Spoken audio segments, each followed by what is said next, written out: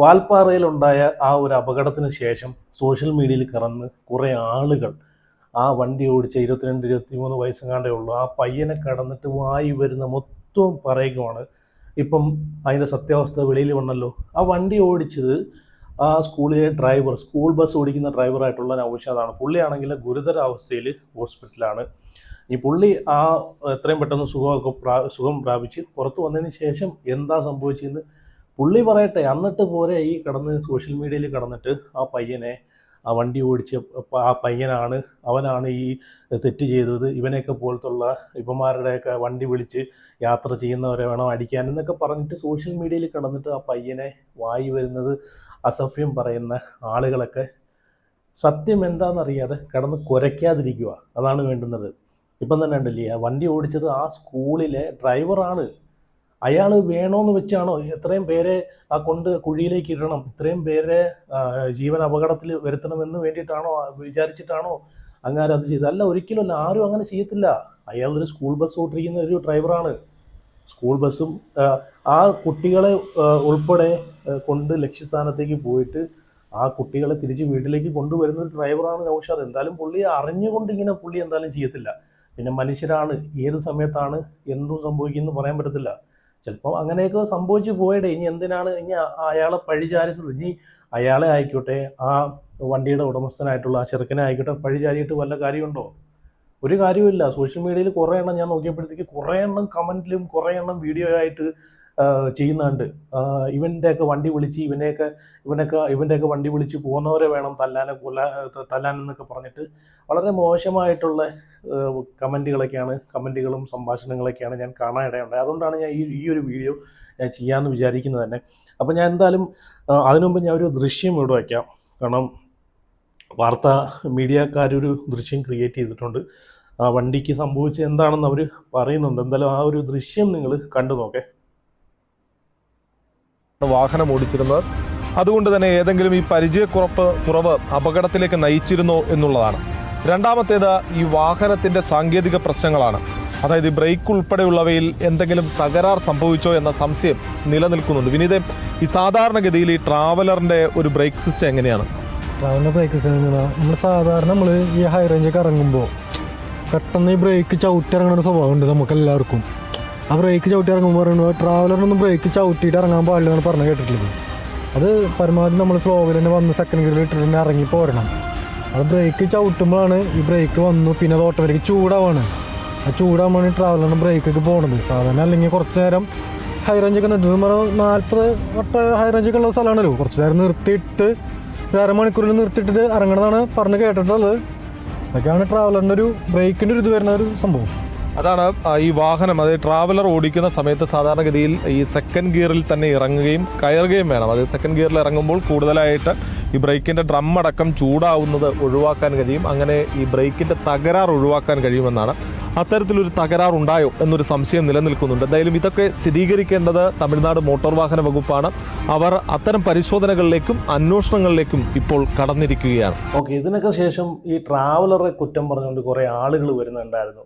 എനിക്ക് തോന്നുന്നു ഈ ട്രാവലർ തന്നെ അല്ലേ ആംബുലൻസ് ആയിട്ട് ഗവൺമെൻറ് അംഗീകരിച്ച് അപ്രൂവ് ചെയ്ത് ആംബുലൻസ് ആയിട്ട് ഈ രോഗികളെ, അത്രയും എമർജൻസി ആയിട്ടുള്ള രോഗികളെ വരെ എത്രയോ മണിക്കൂർ യാത്ര ചെയ്ത് കിലോമീറ്ററുകൾ താണ്ടി ഹോസ്പിറ്റലിൽ കൊണ്ടെത്തിക്കുന്നത്. അപ്പം ഈ ഒരു വണ്ടിക്ക് പിഴവ് ഉണ്ടെന്ന് പറഞ്ഞ് ഒരുപാട് ആളുകൾ രംഗത്ത് വരുന്നുണ്ട്, ഒരുപാട് ആളുകൾ വീഡിയോ ആയിട്ട് വരുന്നുണ്ട്. അപ്പം ഇങ്ങനൊരു വണ്ടിയാണോ ഗവൺമെൻറ് അപ്രൂവ് ചെയ്ത് ഈ പറഞ്ഞിട്ടുള്ള ആംബുലൻസ് ആയിട്ട് ഉപയോഗിക്കാൻ നൽകുന്നത്? അതെന്തായാലും ഈ വണ്ടിക്ക് ഇത്രയും പോരായ്മ ഉണ്ടെങ്കിൽ എന്തായാലും അങ്ങനെ ഒരിക്കലും ഗവൺമെൻറ് ചെയ്യത്തില്ലല്ലോ. എത്രയോ ആളുകളെ വിലപ്പെട്ട ജീവനുമായിട്ട് ഹോസ്പിറ്റലുകളിൽ നിന്ന് മറ്റു ഹോസ്പിറ്റലുകളിലേക്ക് ഓടുന്നതാണ് നമ്മൾ കാണുന്നത് അല്ലേ.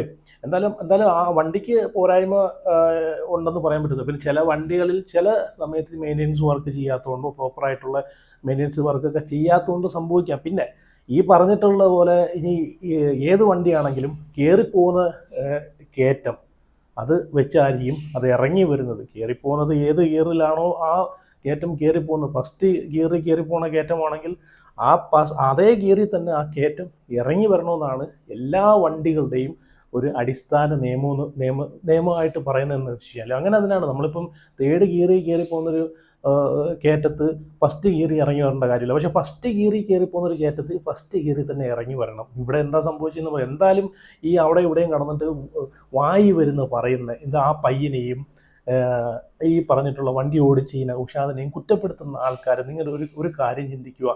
ഇവരാരും മനഃപൂർവ്വം ചെയ്തിട്ടല്ല. നിങ്ങളൊരു കാര്യം മനസ്സിലാക്കുക.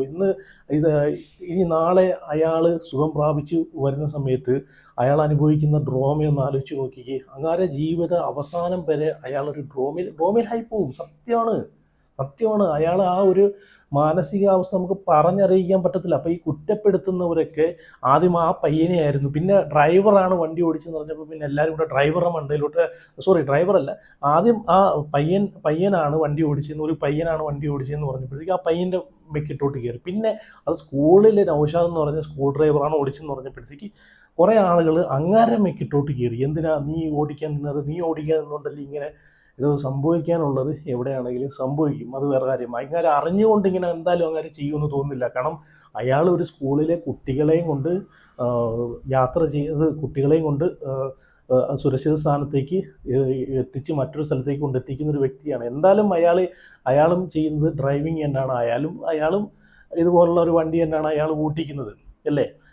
അപ്പോൾ എന്തായാലും അയാൾ അറിഞ്ഞു വെച്ച് അയാളെന്നല്ല ആരും തന്നെ ഇങ്ങനെ ചെയ്യത്തില്ല. ആരും തന്നെ ഇങ്ങനെ എന്തെങ്കിലുമൊക്കെ സംഭവിച്ചു കഴിഞ്ഞാൽ പിന്നെ അവർ പോകുന്നൊരു ഡ്രോമയുണ്ടല്ലോ, അത് ഭയങ്കര ഡ്രോമയാണ്. ജീവിതകാലം മുഴുവൻ അവരെ അത് വേട്ടയാടിക്കൊണ്ടിരിക്കും. വണ്ടി ഓടിക്കാൻ പോലും പറ്റാത്തൊരു മാനസികാവസ്ഥയിലോട്ട് പിന്നെ അത് പൊയ്ക്കൊണ്ടിരിക്കും. ഇനി ഈ നൗഷാദ് എന്ന് പറയുന്ന പുള്ളിയൊക്കെ എനിക്ക് തോന്നുന്നു അയാൾ വണ്ടി കാണുമ്പം തന്നെ, സ്റ്റിയറിംഗ് കാണുമ്പം തന്നെ അങ്ങാർക്ക് ഭയം തോന്നുന്നൊരു, പേടി തോന്നുന്നൊരു ഇതിലേക്ക് പോകാൻ ചാൻസ് ഉണ്ട്. അതുകൊണ്ട് ഈ കുറ്റപ്പെടുത്തലൊക്കെ നിർത്തണോ, അതാണ് ഞാൻ പറയാനുള്ളത്. സോഷ്യൽ മീഡിയ ഞാൻ കണ്ടുകൊണ്ടാണ് ഞാൻ ഇത് കാണിക്കുന്നത്, ഈ ഒരു വീഡിയോ ചെയ്യാമെന്ന് വിചാരിച്ചത്. പിന്നെ ഇനി ഞാൻ ഇതുമായിട്ട് ബന്ധപ്പെട്ട ഒരു വാർത്തയും കൂടെ ഞാൻ ഇവിടെ വെച്ച് തരാം, അതും കൂടെ നിങ്ങൾ കണ്ടുപോകെ. ഈ നൗഷാദ് എന്ന് പറയുന്ന വ്യക്തിയാണ് വാഹനം ഓടിച്ച് തമിഴ്നാട് മോട്ടോർ വകുപ്പ് കണ്ടെത്തിയതിന് ശേഷമുള്ളൊരു വാർത്തയാണ്. അതും കൂടെ നിങ്ങൾ കേട്ടു നോക്കേ, വ്യക്തമായിട്ട് കേട്ടു നോക്കൂ. കാരണം ഇത് ഇങ്ങനെയൊക്കെ എന്തെങ്കിലും ഉണ്ടായിക്കഴിഞ്ഞാൽ അങ്ങോട്ടും ഇങ്ങോട്ടും പഴിചാരികയല്ല വേണ്ടുന്നത്. Big T V big breaking. വാൽപ്പാറയിൽ 9 പേരുടെ ജീവനെടുത്ത വാഹനാപകടത്തിൽ വാഹനമോടിച്ചത് school bus driver. Traveller driver ഫായിസിന് പകരം യാത്രാ സംഘത്തിലെ school bus driver Noushad Ali വാഹനം ഓടിക്കുകയായിരുന്നു. മോട്ടോർ വാഹന വകുപ്പിന്റേതാണ് കണ്ടെത്തൽ. അപകടത്തിൽപ്പെട്ട വാഹനം താഴേക്ക് പതിക്കുന്നതിനിടയിൽ മുന്നിൽ നിന്ന് തെറിച്ചു വീണവരാണ് രക്ഷപ്പെട്ടതെന്നും കണ്ടെത്തൽ. സൂരജ് സജി നമുക്കൊപ്പം ചേരുകയാണ്. സൂരജ് സജി, നമ്മുടെ അന്വേഷണത്തിൽ ആ 21-കാരനല്ല വാഹനം ഓടിച്ചിരുന്നത് എന്നതുകൂടി വ്യക്തമാവുകയാണ്. പരിചയസമ്പന്നനായിരിക്കുമല്ലോ സ്കൂളിന്റെ വാഹനം ഓടിച്ചിരുന്ന ഡ്രൈവർ. എന്താണ് ഈ അപകടത്തിലേക്ക് നയിച്ച കാരണം എന്നതിൽ എന്തെങ്കിലും വ്യക്തതയായിട്ടുണ്ട്?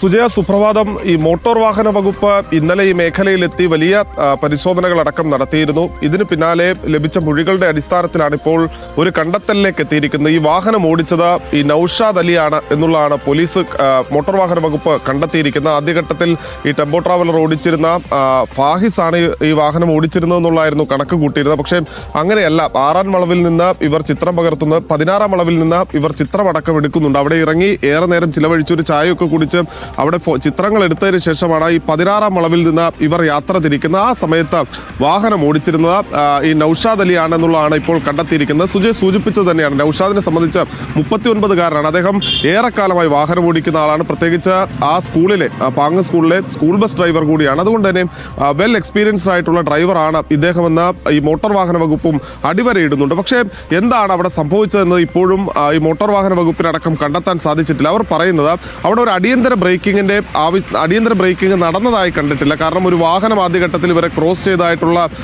സൂചനകളൊക്കെ ഉണ്ടായിരുന്നു. പക്ഷേ അങ്ങനെയെങ്കിൽ ഒരു അടിയന്തര ബ്രേക്കിംഗ് അവിടെ നടന്നിട്ടുണ്ടാകും. പക്ഷേ ആ റോഡിൽ അങ്ങനെ ഒരു ബ്രേക്കിംഗ് നടന്നതിൻ്റെ പാടുകളില്ല.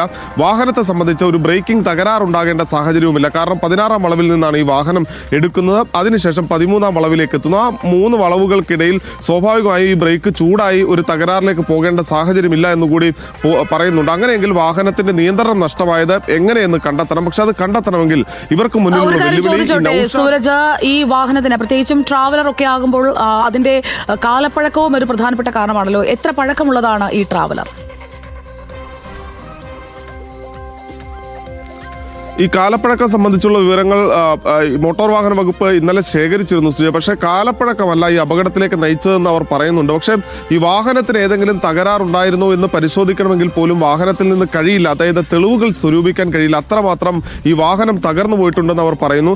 സാധാരണഗതിയിൽ ഈ ഒരു നിയന്ത്രണം തെറ്റുകയാണെങ്കിൽ ഈ ടേൺ ചെയ്യുന്ന സമയത്ത് തന്നെ, അതായത് ഒരു അമിത വേഗത്തിൽ വരുന്ന വാഹനം ആ ടേൺ ചെയ്യുന്ന സമയത്ത് തന്നെ ആ ബാരിക്കേഡിൽ ഇടിക്കേണ്ടതായിരുന്നു. പക്ഷേ അവിടെ നിന്ന് വാഹനം മുന്നോട്ട് നീങ്ങിയതിന് ശേഷമാണ് ഈ റൈറ്റിലേക്ക് പോയി പിന്നീട് ഈ 13-ാം വളവിൽ നിന്ന് വീഴുന്ന നമ്മുടെ ആകാശ ദൃശ്യങ്ങളിൽ അത് വ്യക്തമാണ്. ഈ അപകടം ഉണ്ടായ പോയിന്റ് ആകാശ ദൃശ്യങ്ങളിൽ വ്യക്തമാണ്. അവിടെ നിന്ന് പോകുന്ന വാഹനം നേരെ താഴെയുള്ള പാറക്കെട്ടിൽ ഇടിക്കുന്നു. ആ പാറക്കെട്ടിൽ ഇടിക്കുന്ന സമയത്താണ് 2 കുട്ടികളുടെ അത്ഭുതകരമായ രക്ഷപ്പെടലൊക്കെ നമ്മൾ കഴിഞ്ഞ ദിവസം പറഞ്ഞതാണ്. ആ പാറക്കെട്ടിൽ ഇടിക്കുന്ന സമയത്താണ് കുഞ്ഞുങ്ങൾ അവിടെ നിന്ന് ഈ പുല്ലിലൂടെ ഉരഞ്ഞ് താഴേക്ക് വന്ന് വീഴുന്നത്. അതുകൊണ്ടാണ് ആ കുട്ടിയടക്കം ആ 11 വയസ്സുകാരനടക്കം ഈ പരിക്കേൽക്കാതെ രക്ഷപ്പെടുന്ന സാഹചര്യം ഉണ്ടായെന്ന് മോട്ടോർ വാഹന വകുപ്പ് പറയുന്നുണ്ട്. ഈ മുൻവശത്തിരുന്ന ആളുകളാണ് രക്ഷപ്പെട്ടത്. ആ പാറക്കെട്ടിൽ ആ വാഹനം ഇടിച്ചില്ലായിരുന്നെങ്കിൽ സ്വാഭാവികമായും ഈ 9-ാം വളവിലെ ആ റോഡിലേക്കായിരിക്കും അത് പതിക്കുക. അങ്ങനെയെങ്കിൽ ഈ കൂടുതൽ പേർക്ക് ഈ അപകടം സംഭവിക്കുന്നതിനുള്ള സാധ്യത അടക്കം ഉണ്ടായിരുന്നു സുജ. അതോടൊപ്പം തന്നെ ആ കൈവരികൾ, ഈ സുരക്ഷാ വേലിയുടെ ഉയരക്കുറവും ഈ അപകടത്തിന് കാരണമായെന്ന് മോട്ടോർ വാഹന വകുപ്പ് കണ്ടെത്തിയിട്ടുണ്ട് സുജയ. അപ്പോൾ ഈ പല കാരണങ്ങൾ ഒരേ സമയം അവിടെ ഈ അപകടത്തിലേക്ക് നയിച്ചിട്ടുണ്ട് എന്നുള്ള വിവരമാണല്ലോ നമുക്ക് ലഭിക്കുന്നത്. സൂരജ് അവിടെ എത്തി, സൂരജ് സജി കൃത്യമായി ഈ 13-ാം വളവിലും 9-ാം വളവിലും ഒക്കെ എത്തി കാര്യങ്ങൾ നേരിട്ട് കണ്ടതല്ലേ? ആ വളവിറങ്ങി വരുമ്പോൾ ആ ഭാഗത്തുള്ള ആ സംരക്ഷണ ഭിത്തി, അതിന്റെ ഉയരം കൂട്ടുന്നതടക്കമുള്ള കുറെ കാര്യങ്ങൾ ചെയ്തു തീർക്കാനല്ലേ? പ്രത്യേകിച്ചും 9 പേരുടെ ജീവനെടുത്ത ഒരു അപകടം സമീപകാലത്തൊന്നും അവിടെ ഉണ്ടായിട്ടില്ല. അതും ഒരു ട്രാവലർ അപകടത്തിൽപ്പെട്ട് അത് താഴേക്ക് 9-ാം വളവിലേക്ക് പതിച്ചുള്ള ഒരു അപകടവും സമീപകാലത്തൊന്നും ഉണ്ടായിട്ടില്ല എന്ന് പ്രദേശവാസികൾ അടക്കം പറയുന്നത് നമ്മൾ കേട്ടതാണല്ലോ. അവിടെ ഇനിയിപ്പോൾ സുരക്ഷ കൂട്ടുന്നതിന്, കൂടുതൽ ആളുകൾ അപകടത്തിൽപ്പെടാതിരിക്കുന്നതിനായി സ്വീകരിക്കേണ്ട മുൻകരുതലുകൾ എന്തൊക്കെയാണ് സൂരജ്? സുജയ് സൂചിപ്പിച്ചത് തന്നെയാണ് അവിടെ ഏറ്റവും പ്രധാനമായി വേണ്ട കാര്യം. അതായത് ഈ സുരക്ഷാ വേലികളുടെ ഉയരം കൂട്ടുക എന്നുള്ളതാണ്. ഇന്നലെ മോട്ടോർ വാഹന വകുപ്പ് ഉദ്യോഗസ്ഥർ അവിടെ എത്തുമ്പോൾ അവരുമായി ഞാൻ സംസാരിച്ചതാണ്. അവർ പറഞ്ഞ പ്രധാനപ്പെട്ട കാര്യം, അല്പം കൂടി ഉയരം ഈ കോൺക്രീറ്റിന്റെ സംരക്ഷണ ഭിത്തിക്ക് തന്നെ ഉണ്ടായിരുന്നുവെങ്കിൽ ആ വാഹനം അവിടെ ഇടിച്ചു നിന്നേനെ എന്നുള്ളതാണ് അവർ പറയുന്നത്. പക്ഷേ ആ കോൺക്രീറ്റിന്റെ സംരക്ഷണ ഭിത്തിക്ക് ഉയരം ഉണ്ടായിരുന്നില്ല. അതോടൊപ്പം തന്നെ ആ ദൃശ്യങ്ങളിൽ നമുക്ക് കാണാം അവിടെ ഒരു ഇരുമ്പ് വേലിയുണ്ട്. ഈ കോൺക്രീറ്റ് ഭിത്തികളിൽ ഈ വാഹനം ഇടിക്കുന്നതിന് മുമ്പ് ആ ഇരുമ്പ് വേലിയിലാണ് ആ വാഹനം ഇടിക്കേണ്ടിയിരുന്നത്. പക്ഷേ ആ ടേൺ ചെയ്ത് വരുന്ന ഭാഗത്ത് ആ വളവിൽ കൃത്യമായി ഒരു 5 മീറ്റർ ദൂരത്തിൽ കൂടി ആ ഇരുമ്പ് വേലി ഉണ്ടായിരുന്നെങ്കിൽ, ഈ ഇരുമ്പ് സംരക്ഷണ വേലി ഉണ്ടായിരുന്നെങ്കിൽ തീർത്തും പറയാം സുജയ, ഇങ്ങനെ ഒരു അപകടം ഒരു കാരണവശാലും സംഭവിക്കില്ലായിരുന്നു.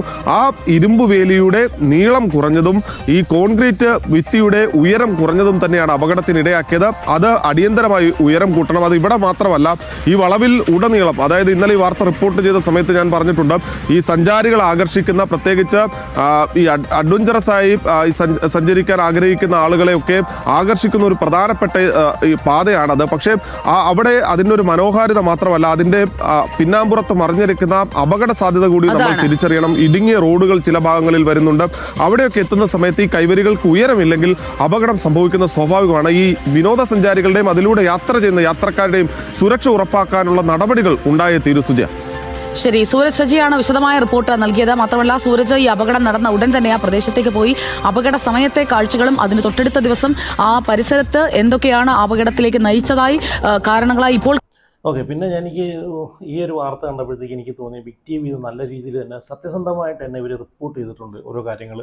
ചില വേറെ കുറേ ചാനൽ മീഡിയാസിൽ നോക്കുമ്പോഴത്തേക്ക് ഇത് തന്നെ ഒരു റീച്ചാക്കാൻ തന്നെ നടത്തിയിരുന്ന ഒരുപാട് ആളുകൾ ഞാൻ കണ്ടിരുന്നു. ക്യാപ്ഷനകത്തും ഇതിനകത്തും ഈ ഒരു സങ്കടകരമായിട്ടുള്ള വാർത്ത റീച്ചാക്കാനും നോക്കിയായിരുന്നു. പക്ഷേ ബിഗ് ടി വി ഇത് നല്ല രീതിയിൽ തന്നെ റിപ്പോർട്ട് ചെയ്തിട്ടുണ്ട്.